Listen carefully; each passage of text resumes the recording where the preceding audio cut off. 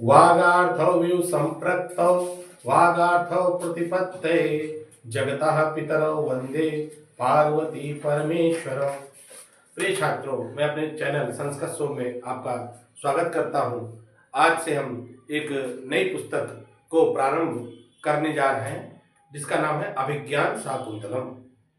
कालिदास द्वारा लिखित यह नाटक पूरे विश्व का सर्वश्रेष्ठ नाटक माना जाता है। इसमें दुष्यंत और शकुंतला की प्रेम कथा वर्णित है और उसके आगे की जो कहानी है वो भी इसमें वर्णित है। ये नाटक 7 भागों में विभक्त है। इस नाटक में 7 अंक हैं जिसके मुख्य पात्र दुष्यंत, शकुंतला, कर्ण ऋषि इत्यादि हैं। तो चूंकि तो इस नाटक को पढ़ने से पहले या चतुर्थ अंक पढ़ने से पहले इसके विषय में थोड़ा मैं आपको जानकारी देना चाह रहा हूँ।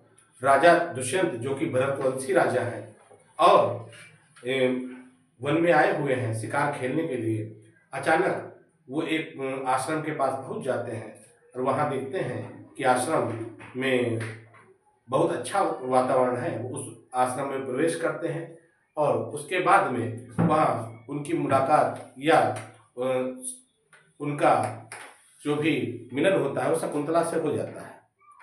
शकुंतला से वो प्रेम विवाह कर लेते हैं और चूंकि शकुंतला जो कि आश्रम में ही रह रही है और उसके एक पिता कर्ण ऋषि हैं जो कि पालक पिता हैं और दूसरे पिता महर्षि विश्वामित्र हैं जिन्होंने जन्म के पश्चात शकुंतला को त्याग दिया था, त्याग कर चले गए थे। शकुंतला का पालन पोषण महर्षि कर्ण ने किया है। तो ये काव्यों में सर्वश्रेष्ठ नाटक माना जाता है। इसके विषय में कहा जाता है काव्येषु नाटकम रम्यम तत्र रम्या शकुंतला तत्रापि अपि चतुर्थो अंकः तत्र श्लोका चतुष्टयम्। जो इसके सबसे रमणीय भाग में से एक है वो है चतुर्थ अंक। चतुर्थ अंक को इस नाटक का प्राण भी कहा जाता है। ये नाटक विश्व के सर्वश्रेष्ठ नाटकों में अपनी ख्याति प्राप्त किए हुए हैं।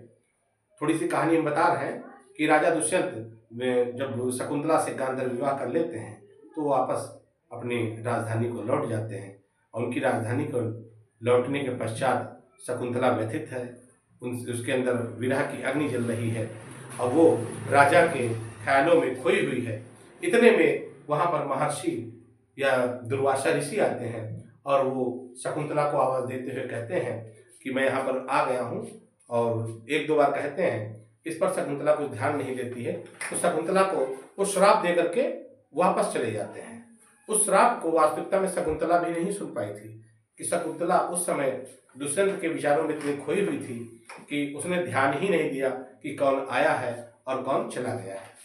इस पर महर्षि जो उसको श्राप देते हैं, दुर्वासा ऋषि जो उसको श्राप देते हैं, उसी से चतुर्थ अंक का पहला श्लोक प्रारंभ होता है और श्लोक है विचिन्तयन्ति यमन्य मनसा तपोधनं वेत्सि न मामुपस्थितं स्मृस्यति त्वां न सबोधितोऽपि सन् कथां प्रवत्तः प्रथमं कृताम्यु।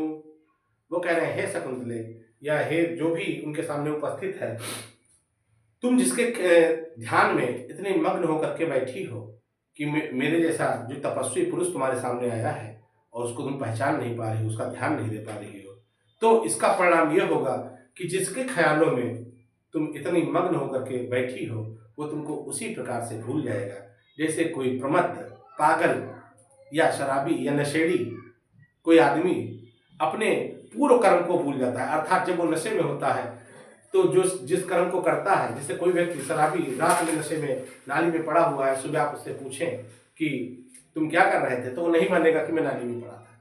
उसी प्रकार से दुष्यंत तुमको उसी प्रकार से भूल जाएगा जिस प्रकार कोई प्रमत्त पागल प्रकार का व्यक्ति अपने किए गए पूर्व कर्म को नहीं भूलता है, भूल जाता है।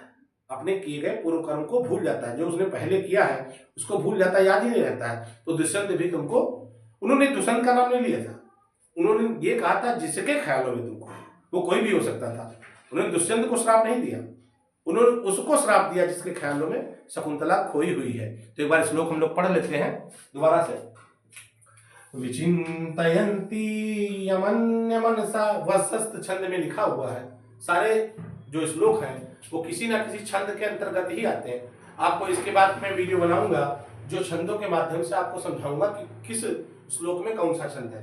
तो क्या है, विचिन्तयन्ति यमन्य मनसा तपोधनं वेत्सि न मामुपस्थितं स्मृस्यति त्वां न सबोधितोऽपि सन् कथां प्रमत्तः प्रथमं कृतामिं। विचिन्तयन्ति, विचार करते हुए, यमन्य मनसा, एकमात्र जिसका तुम विचार कर रही हो। मनसा मतलब मन की तृतीया वक्त होती है मनसा, तो जिसका विचार तुम एकमात्र मन से कर रही हो वो, और तपोधनम, तपस्या ही है धन जिसका, अर्थात तपस्या ही तो करते हैं ऋषि, तो तपस्या ही है धन जिनका। वेद सीमा ने जानना, और ना माने नहीं, जिसको तुम नहीं जान पा रही हो। माम उपस्थितम, मेरी उपस्थिति को तुम नहीं जान पा रही हो। तुम जिसका एकमात्र विचार कर रही हो मन से, और मुझ तपस्या रूपी तपस्वी को, जो जिसका धन ही तपस्या है, ऐसे तपस्वी को आया हुआ तुम नहीं जान पा रही हो। तो इसका परिणाम ये होगा, स्मृस्यति, याद नहीं करेगा, याद नहीं करेगा, त्वाम, तुमको, ना, नहीं करेगा, सा माने वह, बोधितो अपि सन, याद दिलाए जाने पर भी, बोधितो मतलब याद दिलाए जाने पर भी तुमको याद नहीं करेगा। क्यों और कैसे याद नहीं करेगा? कथाम प्रमत्तः, जैसे कोई पागल या उन्मादी व्यक्ति, प्रमत्त व्यक्ति, प्रथमम कृताम्यु, पहले किए गए कार्य को नहीं याद कर पाता है। तो हे शकुंतला, तो या जो भी उनके सामने है, उन्होंने शकुंतला का नाम नहीं लिया, कहा तुम जिसके ख्याल में खोई हुई हो, जिसके ध्यान में खोई हुई हो, और मुझ तपस्वी को तुम नहीं जान पा रही हो कि तुम्हारे सामने कौन खड़ा है, तो वो तुम्हें उसी प्रकार से भूल जाएगा जैसे कोई प्रमत्त व्यक्ति पहले किए गए कार्य को भूल जाता है। अच्छा, ये जो कुछ कैरेक्टर्स हैं शुरुआत से लेकर के चले आ रहे हैं, जैसे दुर्वासा का जो रोल है वो श्राप देने के काम में बहुत लाया गया है। अधिकतर आप कोई भी पीरियड देख लीजिए, उसमें दुर्वासा ऋषि जो है श्राप देने के ही काम में आते थे। अच्छा, एक जो है, एक जगह वरदान भी दिया था, ऐसा नहीं कि सब जगह श्राप ही दिए हैं, ये वरदान भी एक जगह दिए। कुंती को उन्होंने वरदान दे दिया, अब वो कुंती को वरदान जो दिया था वो भी श्राप टाइप का ही हो गया, अंत में वो भी श्राप हो गया, वो वरदान भी श्राप सिद्ध हो गया। अगर कुंती को वरदान ना दिया होता, अब कुंती ने उनकी सेवा की, उनके घर पहुंचे, तो कुंती की सेवा के पश्चात जब वो जाने लगे तो बड़ा प्रसन्न हो गए दुर्वासा। कुंती से कहा कुछ मांग लो, तो हम नहीं कुछ मांगेंगे, हमको नहीं चाहिए। तो कुंती को वरदान दे दिया कि जाओ, तुम जिसका भी आह्वान करोगे वो देवता तुम प्रसन्न होकर तुम्हारे पास आ जाएगा। कुंती ने क्या किया, एक बार ट्रायल, एज ए ट्रायल जब चले गए तो एज ए ट्रायल भगवान सूर्य को याद किया, उनकी प्रार्थना की, भगवान सूर्य प्रकट हो गए। तो कहा क्या है, हमको क्यों बुलाया? तो कुंती ने कहा कुछ नहीं, बस हम ऐसे एक ट्रायल पे चल रहे थे कि देखें जो आशीर्वाद दिया है वो फलीभूत होता है कि नहीं होता है। Try, as a try. लेकिन उस ट्राई के चक्कर में महाभारत हो गई। तो उन्होंने कहा देखो हम आए हैं तो कुछ आशीर्वाद देकर ही जाएंगे। तो कहा आशीर्वाद क्या देंगे? कहा पुत्र देकर जाएंगे। तो कुंती ने कहा अभी हमारा विवाह नहीं हुआ है, हम समाज में कैसे रह पाएंगे? तो कहा हमको इससे मतलब नहीं, हम आए हैं, जब देवता आते हैं, देवताओं का प्रमाण होता है, जब आते हैं तो कुछ ना कुछ देके जरूर जाते हैं आशीर्वाद रूप में।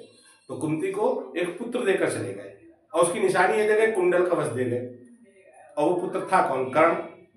तो कुंती ने लोक लाज के कारण उस पुत्र को गंगा नदी में प्रवाहित कर दिया था। उसी को चल करके आगे वो कर्ण बना और बहुत कुछ हुआ, तो महाभारत आप लोग जानते हैं। तो कहीं कहीं मेरा आशीर्वाद भी श्राप के तुल्य हो गया, उसी के कारण आगे महाभारत हो गई। तो सब जगह श्राप ही नहीं दिया, कहीं कहीं आशीर्वाद भी दिया, लेकिन आशीर्वाद से भी बड़ी दिक्कतें आगे पैदा हुई। तो इस प्रकार से जो दुष्यंत हैं, दुष्यंत को नहीं, शकुंतला को श्राप दे करके और हवा की तरह वो वापस चले गए। तो पहले श्लोक में इतना ही था, एक बार श्लोक फिर से पढ़ते हैं, कल फिर अगले श्लोक को, इस चतुर्थ अंक के जितने भी श्लोक हैं धीमे धीमे करके सारे श्लोक पढ़ा देंगे। विचिन्तयन्ति यमन्य मनसा तपोधनं वेत्सि न मामुपस्थितं स्मृस्यति त्वां न सबोधितोऽपि सन् कथां प्रमत्तः प्रथमं कृताम्यु। आज के लिए इतना ही, कल हम लोग फिर से एक नई वीडियो के साथ मिलेंगे। धन्यवाद।